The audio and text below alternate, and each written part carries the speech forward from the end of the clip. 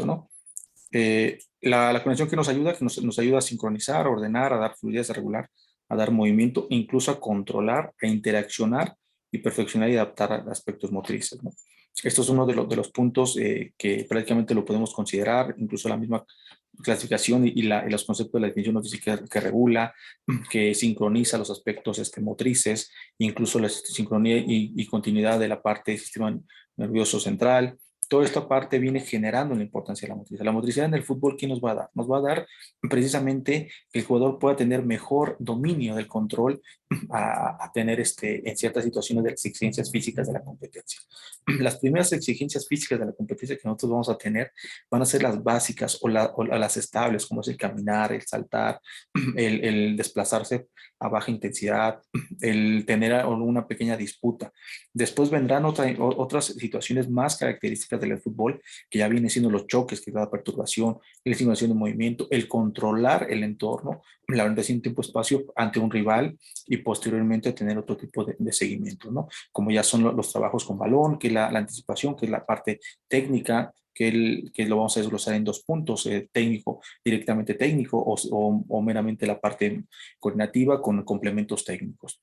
Dentro de esta parte vamos a hablar de la coordinación gruesa también. Sabemos que ahí tenemos, por ejemplo, un problema en cuanto a relación entre coordinación gruesa y coordinación fina.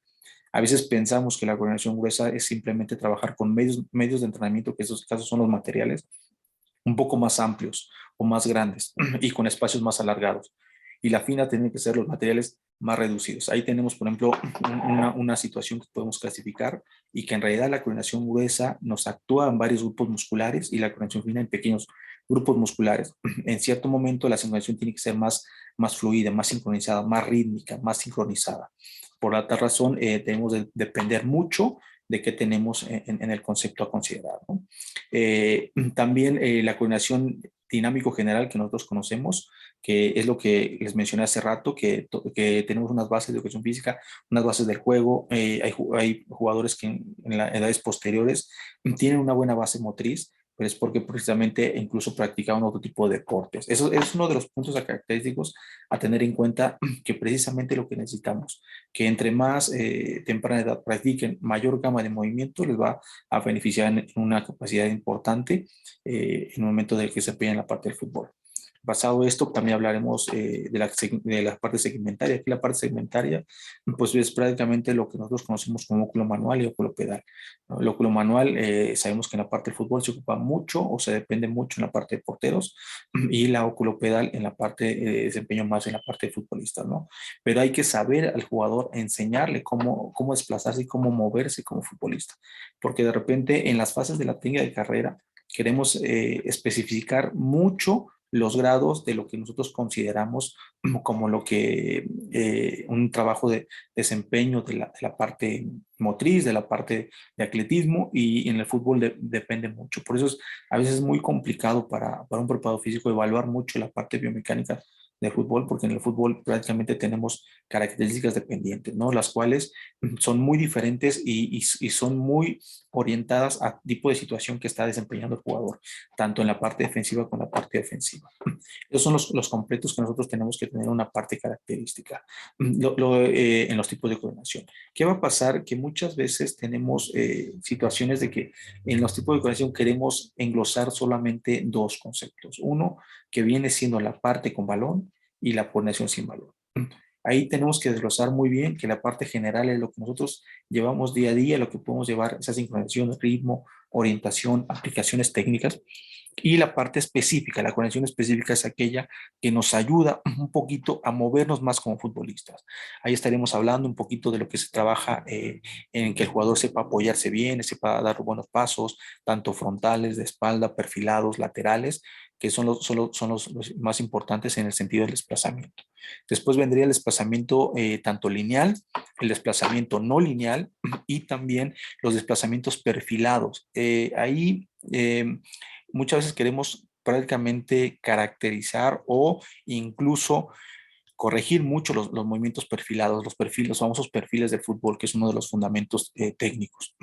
Pero tenemos que desglosar mucho ese movimiento, por qué razón el jugador no llega a aprenderlo o se le complica el movimiento de los perfiles. El movimiento de los perfiles va a depender mucho por un correcto trabajo de sincronización de los pasos, de los pies, es decir, de los apoyos con el desplazamiento. Por eso de repente vemos que el jugador cuando hace perfiles empieza a hacer acciones de salto o en ocasiones empieza a realizar movimientos en los cuales empieza a cruzar sus talones o chocar los mismos talones o las puntas de los pies, marcar otro tipo de dirección contraria a la que se está desplazando, ¿no? Y en ocasiones acabamos corrigiendo o enfocándonos mucho en la corrección del fundamento técnico, pero tenemos que desglosarlo a detalle, porque puede ser precisamente por la fase de desplazamiento y los apoyos, que en ocasiones tenemos que retomar unas sesiones específicas para que puedan tener ese tipo de trabajo. Una característica que tenemos que tener en cuenta que en el fútbol se ocupa mucho el trabajo de los tobillos. Los tobillos es una característica muy consciente que debemos tener y que rara vez los fortalecemos como debería de ser. Y cuando queremos hacer situaciones específicas, como son los perfiles, ocasionamos en muchos puntos que el mismo futbolista tenga problemática al momento de desplazarse y se vea torpe en ciertos momentos. Entonces tenemos que tener en cuenta ese tipo de características. Pasado esto, pues estaríamos hablando que ya la parte de los tipos de coordinación estaremos desglosándolo en la parte con el balón. El balón es muy importante en el fútbol, pero estaremos hablando que hay un punto que se llama coordinación orientada a la técnica y técnico orientado a lo coordinativo. La coordinación orientada a la técnica estaremos hablando que es esa capacidad a desarrollar ese tipo de movimientos específicos con el balón, es mayor porcentaje con el trabajo coordinativo que el trabajo técnico. Un ejemplo es claramente cuando queremos hacer desplazamientos en zigzag entre los conos y cuando queremos hacer desplazamientos en slalom. El slalom sabemos que los conos son un poquito más separados, un poquito ligeramente no tan lineales. En la parte cuando no son tan lineales, son muy importantes trabajarlos de esa manera en categorías menores. ¿Por qué? Porque todavía no tienen ese control, regulación de postura, incluso ese tipo de movimientos a considerar. Por eso es lo que tenemos que tener en cuenta. Cuando yo trabajo el desplazamiento en slalom, es decir, entre los conos, que voy a tener una característica importante, pues va a ser simplemente que voy a poder desempeñar mejor el desplazamiento.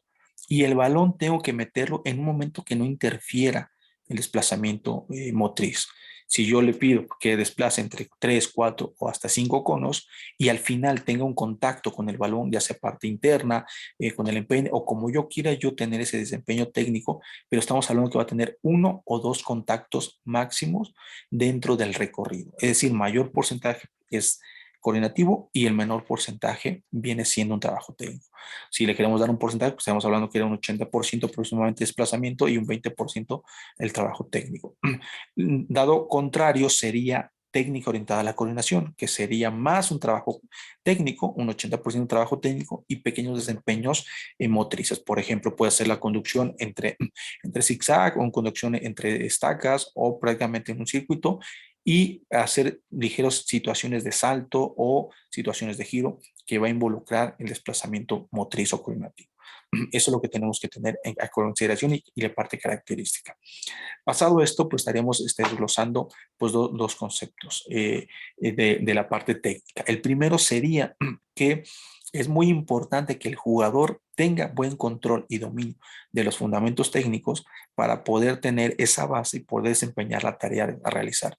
Porque de repente queremos poner un trabajo con la escalera y que el jugador haga un autopase y haga un trabajo de apoyo. Es muy bueno ese tipo de trabajo, pero en ocasiones el jugador no tiene la sensibilidad necesaria para hacer ese autopase y que sea en el punto que él considera finalizar la escalera y poder trabajar. A veces lo presiona el que él mandó el balón más lejos o que el balón quedó cortado y interrumpe el trabajo técnico y también el trabajo motriz, ¿no? El trabajo cognitivo. Y como segundo punto, es que también el jugador debe tener un cierto dominio en el sentido del desplazamiento. Si el jugador tiene un control de los apoyos frontales, pues vamos a poner ese trabajo de la escalera de autopase con apoyos frontales, porque si el tobillo no tiene características de apoyos laterales o apoyos perfilados y yo le pongo ese tipo de apoyos, ¿qué va a suceder? Que el jugador lo va a hacer más lento o va a entorpecer el tipo de trabajo. Y ahí estaremos hablando que precisamente en vez de beneficiar el ejercicio que salga con sincronización, con fluidez, con ritmo, lo estaríamos un poco perjudicando en ese tipo de desarrollo y conceptos, ¿no? Eso es lo que nosotros queremos en una parte característica. Pasado esto, pues ya hablaríamos de los juegos coordinativos o los juegos que en ocasiones ocupamos dentro del calentamiento. Los juegos coordinativos son aquellos que nos van a poder desempeñar varias situaciones o exigencias físicas coordinativas por medio de un objetivo o de un desplazamiento en manera en conjunto, que puede ser un juego, un pase 10, un pase 5, aros móviles, porterías movibles, como nosotros queremos manejar, pero llevan varios conceptos, que quiere decir que lo podemos ocupar en la parte de calentamiento siempre y cuando sean reglas y objetivos a desarrollar de manera sencilla. Si yo lo voy a hacer más complicado, los movimientos, pues estaremos estructurando que sería un juego cognitivo más específico, más complicado y tendría que tener el control y el dominio de sus movimientos. Para ello, tendremos que desglosar que esos juegos coordinativos no simplemente son para una preparación física infantil o juvenil, sino también pueden ser desempeñados como entradas en calor, incluso como activaciones o en un momento como desempeños motrices dentro de una tarea a desarrollar, ¿no? Siempre y cuando tengamos el control y dominio específico del grupo, porque hay ocasiones que queremos poner ese tipo de situaciones o de juegos, pero el grupo no está muy bien controlado y se vuelve prácticamente más allá de los objetivos. Se vuelve un desastre o en ocasiones el jugador pierde la pasión del tipo de juego y va a hacer desempeños que no queremos. Va a empezar a hacer un poquito de desorden o a saltar o empezar a empujar a compañeros que prácticamente se nos puede salir de control el tipo de características a desarrollar. Dentro de la conexión como base de la preparación física infantil, es muy importante saber que la preparación física infantil va a depender del aspecto motriz, de la parte cognitiva. Ahí no estaríamos nosotros prácticamente poniendo directamente un trabajo físico a desarrollar por un método, incluso por medios, lo vamos a desempeñar por medio de la forma lúdica, pero la parte motriz va a ser el método principal para que nosotros podamos desempeñarnos en la característica de las capacidades físicas condicionales, ¿no? Podemos enfocar la coordinación por medio de a la velocidad, enfocada a la parte veloz. Podemos enfocarlo a la velocidad gestual incluso, que es decir, la velocidad con balón. Podemos también desempeñarlo hacia las situaciones de fuerza. Que al hablar de fuerza, coordinativo con la fuerza, no estamos hablando que el jugador va a cargar o que va a hacer situaciones que tengamos que tener desempeños directamente de la fuerza. Con el simple hecho de que él haga una situación de perfil, una situación de cambio de dirección o que libre un pequeño obstáculo con una altura mínima de 5 centímetros, máximo 8 centímetros, 10 centímetros, pero estamos hablando de uno o dos situaciones, es decir, dos tareas, estamos desempeñando situaciones de fuerza para él. Es eso enfocado también con los juegos motrices, que puede ser situaciones en las cuales cuando él realiza un pase, tenga que hacer una situación de fuerza, es decir, hacer un pase saltando, hacer un pase frenándose y cambiar la dirección. Podemos hacer muchos desempeños en la situación enfocado hacia la fuerza. Y aquí viene un punto característico que va unido a los componentes de la carga de la coordinación, que estaremos hablando, enfatizando, que si yo hago un mal trabajo en motriz, mal trabajo de la planificación del componente de la carga, que para el componente de la carga estamos desglosando que el tipo de componente de la carga pues va a desglosar mucho el concepto, que es obviamente el volumen, es decir, cuántas series se van a realizar, cuántas repeticiones, e incluso cuánta distancia se va a realizar. La intensidad, en qué calidad de esfuerzo se va a realizar. Tendría que ser una calidad dependiendo mucho del tipo de sesión de entrenamiento. La sesión de estimulación, la sesión de desarrollo o la sesión de perfeccionamiento. La sesión de estimulación, ¿qué viene siendo? Es una sesión donde yo le voy a enseñar al jugador movimientos iniciales que él no conoce, que él va a empezar a hacerlos por primera vez o que van a involucrar ciertas tareas o subtareas que pueden incluir un grado de complejidad que él desconoce completamente. Por ese tipo de sesiones, la calidad del esfuerzo no va a ser máxima por el simple hecho de que él apenas está aprendiendo sus movimientos. Yo lo que me interesa en el tipo de sesiones es la calidad. Pasado esto, ya vendrán sesiones de desarrollo donde ya voy a pedir mayor calidad de esfuerzo porque el jugador ya conoce los movimientos y yo simplemente quiero enfatizar en ciertas tareas o en ciertos objetivos claros, pero ya la intensidad va a depender, tiene que incrementar porque él ya conoce y se va a ir hacia la orientación o la realidad de la situación de juego. Y las sesiones de perfeccionamiento, pues con mayor razón tendré que pedir la máxima intensidad posible de los ejercicios que él ya conoce, obviamente, en desempeños motrices, en desempeños incluso con y sin balón, para que él pueda tener una calidad de esfuerzo alto y pueda perfeccionar y dominar y tener control de esos movimientos que le estoy enseñando. La parte de la duración del descanso va a depender mucho en el tipo de volumen que yo le ponga a la sesión. Si yo me pongo una sesión con altos grados de repeticiones, pues obviamente el jugador va a tener mayor tiempo de recuperación. Le va a costar más tiempo recuperarse de esa sesión que fue un poquito fuera de lo normal. Si yo me enfoco prácticamente a las repeticiones necesarias o las que yo considero con el tipo de sesión, pues estaré yo enfocando que el jugador tendría una duración del descanso normal. ¿Ok? Porque puede ser normal, puede ser extrema, puede ser súper larga. Eso va a depender mucho del tipo de, incluso hablando de horas, en el tipo de trabajo que nosotros le pusimos. Va a depender mucho del objetivo del microciclo y del concepto también de la edad y de la fase sensitiva que estaremos enfocando. El carácter de descanso va a enfocar mucho la parte de la micropausa y la macropausa. Ahí tenemos un punto que tenemos que aclarar muy bien. La parte de la micropausa, pues conocemos que la pausa que se realiza entre repeticiones y la macropausa la que se realiza prácticamente entre las series. Si yo pongo una correcta pausa de entrenamiento, estaré yo dándole una recuperación necesaria para que el jugador pueda hacer la repetición 1 a la intensidad que yo le busco, que yo quiero que le realice, como está haciendo la penúltima o la última repetición, a la misma intensidad como se la estoy pidiendo a la primera. Es muy importante por eso la pausa de entrenamiento. De repente se nos olvida ese tipo de pausa y el jugador finaliza el ejercicio, regresa caminando o incluso trotando, porque a veces el jugador en edades inferiores es muy activo y quiere regresar trotando igual y volver a iniciar.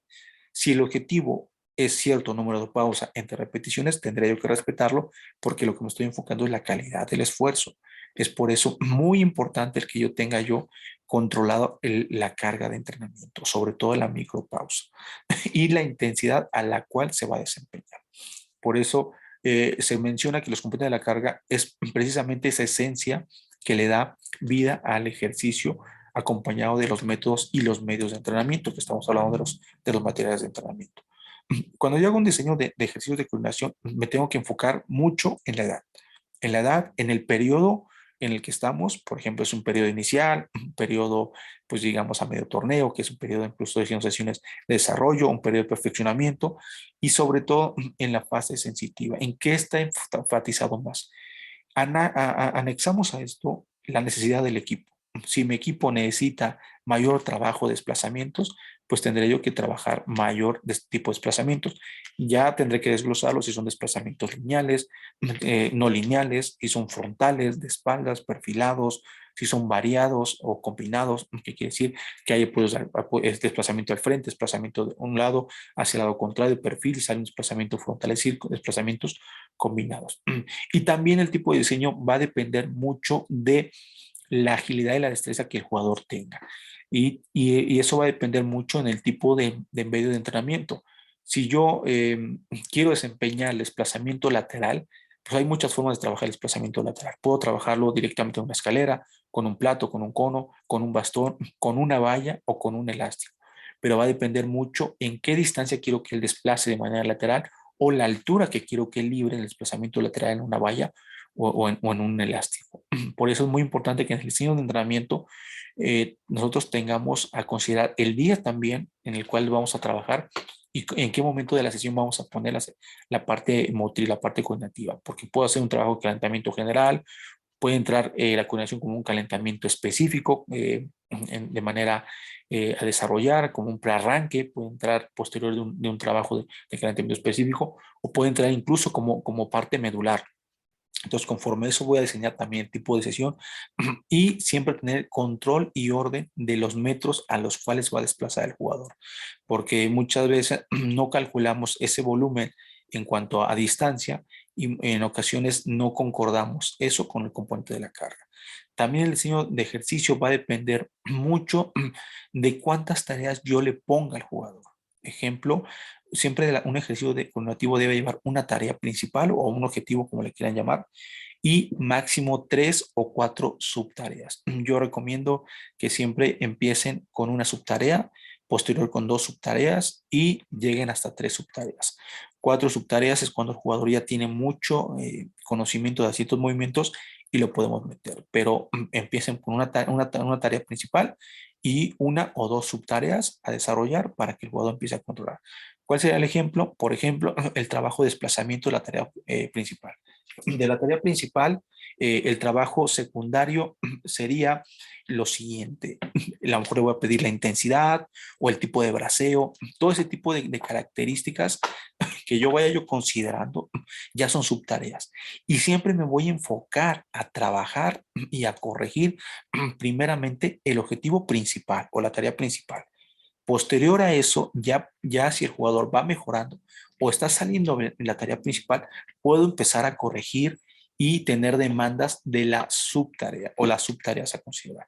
Pero nunca puedo estar corrigiendo tanto tarea y subtareas a la misma vez porque origino conflictos en el momento de aprendizaje del jugador. Siempre vayamos por pasos. Primero tarea principal, después primera subtarea, posteriormente segunda subtarea, y el jugador va a ir controlando y dominando sus ejercicios y podemos pasar a otro tipo de sesión. Por eso debemos de conocer muy bien a nuestros jugadores en el tipo de complejidad que ellos tienen en ciertos momentos o la problemática que les pueden tener, para que yo desde el momento que yo diseño el ejercicio sepa yo qué tipo de material es el recomendable para mis jugadores o incluso para toda la categoría. A lo mejor todavía no están listos para ocupar elástico, todavía no están listos para ocupar vallas, pues trabajamos con bastones, trabajamos con platos, trabajamos con referencias nada más para que el jugador pueda tener ese desempeño a considerar, ¿no? Los puntos importantes al momento de planificar la coordinación, pues vamos a tener dos momentos que nosotros podamos tener ese control de esos puntos importantes. El primero es, como se los mencioné, saber en qué momento y con quién estamos parados. Si yo les puedo compartir incluso algunos ejercicios motrices que se pueden trabajar en ciertas categorías o que se han trabajado en algunas características, pero ¿qué pasa? Que a lo mejor a ustedes no les va a llegar a funcionar, porque primero debemos de conocer qué le hace falta a nuestro jugador o nuestros jugadores. Ya sabiendo lo que le hace falta a nuestros jugadores, podemos empezar a hacer ese tipo de importancia y de punto a considerar para no tener el segundo paso que vamos a hablar de los errores. Si a mi jugador le hace falta una tecnificación de la carrera, pues tendré que desarrollar un ejercicio de carrera que también origine desgaste, que al momento de que él trabaje la parte motriz, en vez de esté trabajando lo que él necesita. Otro punto a considerar es que los materiales deben ser primordiales. Es decir, no es necesario que ocupe yo mucho material de entrenamiento, pero que sí el material sea el indicado, ¿sí? Que el material sea el que va a desarrollar. Por ejemplo, yo quiero hacer un cambio de dirección y si estoy enseñando apenas a mi jugador el cambio de dirección, lo indicado sería trabajarlo con platos o con boyas, como le quieran llamar. Pasado eso, el segundo paso vendría siendo con conos medianos o conos pequeños. Y así podría yo avanzar con otro cono más grande hasta que llegara yo con la estaca, donde el jugador tenga una situación más real de la parte del juego, ¿no? Si yo desde el primer momento le pongo estacas, pues a lo mejor el jugador puede desempeñarlo bien, pero habrá dos, tres que se les va a complicar o incluso se les va a presionar el mismo material a desempeñar el desplazamiento. Se van a sentir incluso con poco espacio o se van a frenar o van a chocar con las estacas. Va a pasar muchas cosas que a lo mejor en vez de ayudar nos va a perjudicar. Un ejemplo muy claro son los aros. De repente conocemos que hay aros de diferentes medidas, que hay 3 hasta 4 medidas y queremos poner unos aros muy pequeños porque a lo mejor son los únicos que encontramos en la bodega y quiero hacer desplazamientos o apoyos muy definidos, doble contacto dentro del aro y el aro es muy pequeño y me acabo llevando el aro o los aros. ¿Y qué quiere decir? Que acabo haciendo un desastre con el material para el compañero que viene atrás. ¿Qué quiere decir? Que a lo mejor el material que yo ocupé no era el indicado. El indicado tendría que haber sido un aro más grande o incluso haber definido los jugadores en qué tipo de material iban a pasar. A lo mejor tenía yo aros pequeños y en otra estación tenía aros más grandes, ese jugador tendría que haber ido en un aro más grande. Eso es lo que nosotros tenemos que tener siempre, siempre en mente para poder desempeñar el tipo de material. Y habrá más puntos que tendré que ir desglosando, pero va a depender esos puntos conforme a las necesidades de la planificación de mi categoría o de mis jugadores. Si son sesiones específicas con uno o dos jugadores, pues tendrá que ser esos puntos importantes mayor clasificados y mayor definidos en la necesidad del mismo jugador. Continuado esto, vienen los errores más comunes al trabajar la coordinación. ¿Qué pasa con esos errores? Que dentro de los errores que nosotros cometemos a veces es el primero, precisamente, no tener el componente de la carga, no tener los materiales necesarios o sobre todo, a veces no tener espacio de seguridad. De repente queremos hacer un, una salida lineal, una velocidad después del tipo de tarea que le pedimos y acaba frenándose porque la cancha se acabó o ya viene una parte de lo que nosotros consideramos como concreto o otro tipo de piso o está un área mojada de la cancha o precisamente ya va a chocar con otro tipo de compañero o otro tipo de tareas. Tenemos que tener muy en mente que tenemos que tener un área de seguridad, un área que sea segura para que pueda trabajar el jugador.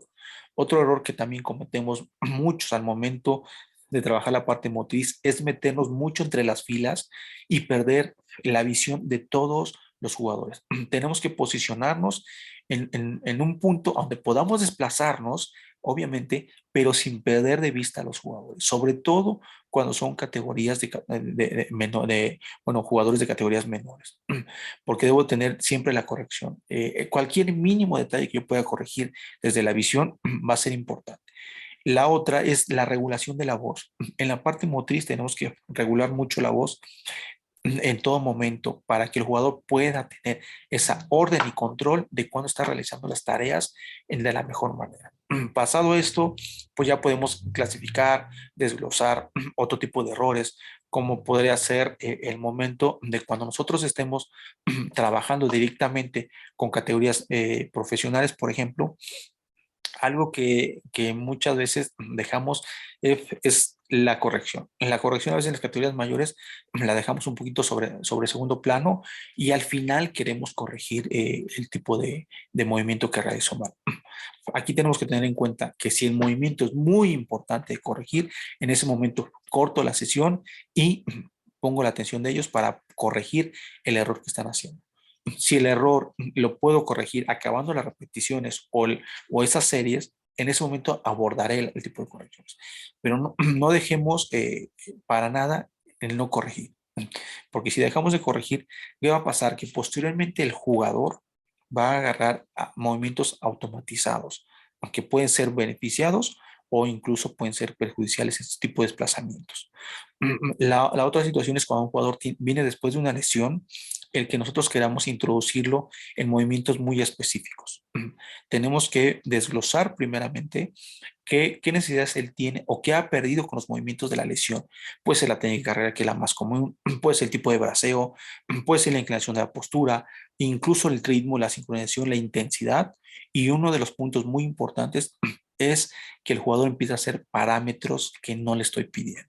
Si yo le estoy pidiendo intensidad en el desplazamiento, ya sea frontal, de espalda, perfilado, variado, el jugador empieza a saltar y si yo dejo que el jugador siga saltando cuando yo no pedí el salto, estoy cometiendo uno de los más grandes errores porque el jugador está automatizando y mecanizando movimientos que va a ser en el partido, va a ser en las competencias por el hecho de que yo no lo corregí, porque él va a pensar que está haciendo la mejor manera del movimiento. Por eso es muy importante saber ese tipo de movimiento en el que estamos desarrollando. Yo le recomiendo mucho para aprender mucho de los errores, tanto propios del jugador, propios de nosotros, al momento de corregir, es que en todo momento graben y traten de grabar en diferentes tomas. Si pueden grabarse de manera frontal al ejercicio, de manera de espalda, les va a dar mayor grado para que puedan analizar incluso en un programa posteriormente y poder corregir. Y también en eso pueden ustedes incluso ver qué tipo de movimiento muy específico está haciendo el jugador de manera correcta o incorrecta. Los medios de coordinación es uno de los puntos que deben tener en cuenta casi siempre. al momento de planificar, en los puntos importantes, en los errores, en el componente de la carga, en todos los puntos que hemos hablado, debe ser los medios de coordinación. ¿Cuáles son los medios de coordinación? Estamos hablando de los materiales de entrenamiento. En categorías menores, entre más material tengamos de diferentes colores, podemos hablar que el jugador tendrá mejor gama de aprendizaje de visualización. Tendré yo que hacer movimientos de diferente manera, con el tipo de colores que desempeñe. Incluso el jugador podrá conocer que cada vez que siempre encuentre un cono amarillo, tendrá que hacer tal movimiento. O ya sabemos que hasta el cono amarillo sale a velocidad, en el cono naranja a lo mejor tendrá que hacer una salida en trote, en el cono morado tendrá que hacer un desplazamiento perfilado, o en el cono verde tendrá que hacer un desplazamiento no lineal. Eso es importante. Ocupar materiales que le llamen la atención, sobre todo en categorías menores, y en categorías profesionales, categorías más grandes, incluso juvenil, fútbol base, el material indicado para que pueda desarrollar el movimiento que queremos estimular o incluso perfeccionar, porque son uno de los puntos a considerar. Basado esto, estaremos hablando también de los métodos de la coordinación. Los métodos de la coordinación son aquellos que nos puedan empezar a ayudar a tener esa herramienta necesaria para que el jugador se desempeñe de la mejor manera en la parte motriz. Yo por hoy les hablaría solo de los métodos de las acciones motrices. Encontramos más el método de juegos, el método de repeticiones, que lo estamos aplicando casi día a día y diario, pero el método de las acciones motrices nos habla que debemos de tener precisamente esa parte del método visual. El método visual, ¿cuál es? Es aquel que nos permite precisamente a poder ocupar nosotros como monitores o ocupar un jugador como monitor y enseñarle al jugador de qué manera es correcto la realización del ejercicio. Pasado eso, podemos, ya cuando el jugador domina el método visual, podemos pasar al método visual indirecto. El visual indirecto es cuando ocupamos ademanes, mostramos con las manos. Ya no tengo que hacer todo el movimiento o todo el ejercicio para que el jugador lo vea. Simplemente con ir avanzando y desglosándole cada punto que tendrá que realizar en cada tarea o cada estación, el jugador va a saber qué situación se tiene que realizar o qué tarea. Pero para esto tuvo que haber aprendido el método visual, tuvimos que haber mostrado. Si yo como profesor carezco mucho de lo que viene siendo una buena motricidad, o no soy tan fino al momento de hacer los ejercicios, o tan específico al momento de hacer una parte visual, pues puedo ocuparme de algún jugador que tiene esas ciertas características para que me pueda ayudar a desglosar el tipo de movimiento.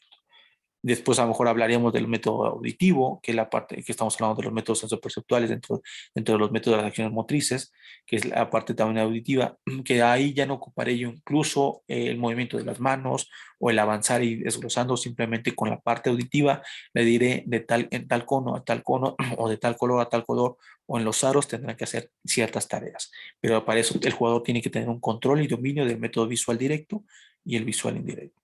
Y el proprioceptivo es donde yo origino ese contacto para que el jugador pueda ir aprendiendo, ¿no? A lo mejor voy avanzando con él, lo voy acompañando, se ocupa demasiado en la parte de la educación física para que el jugador vaya a tener ese control y seguridad de lo que tendrá que realizar.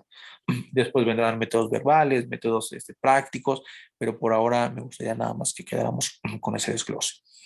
Dentro de la metodología de la cognición, pues vamos a desglosar dos momentos. El primer momento es cuando tengamos que enseñar al jugador esos movimientos iniciales, esos movimientos de aprendizaje motriz de primera instancia, y esos movimientos que empiezan a desarrollar en la fase de desarrollo. Y el otro momento sería en la parte de perfeccionamiento, cuando queremos pulir o queremos desarrollar incluso sesiones específicas, porque las sesiones específicas las podemos desarrollar para jugadores que tienen carencias motrices o jugadores que son muy bien coordinados, pero queremos potencializar algunos movimientos a considerar.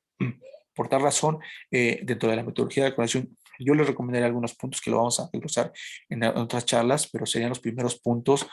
El primer punto sería directamente el que realizamos ejercicios que en verdad sean enfocados a la edad, que en verdad sean lo que el jugador necesita, por lo que hemos visto, por los partidos, por los entrenamientos, que no queramos hacer un ejercicio que veamos en otra categoría, o en YouTube, o en un partido, o por televisión. Si el jugador no lo necesita, tenemos que hacer un programa de lo que el jugador o la categoría necesita y ir trabajando sobre eso. No presionarnos o trabajar en movimientos que a lo mejor el jugador todavía no está preparado para este tipo de situación.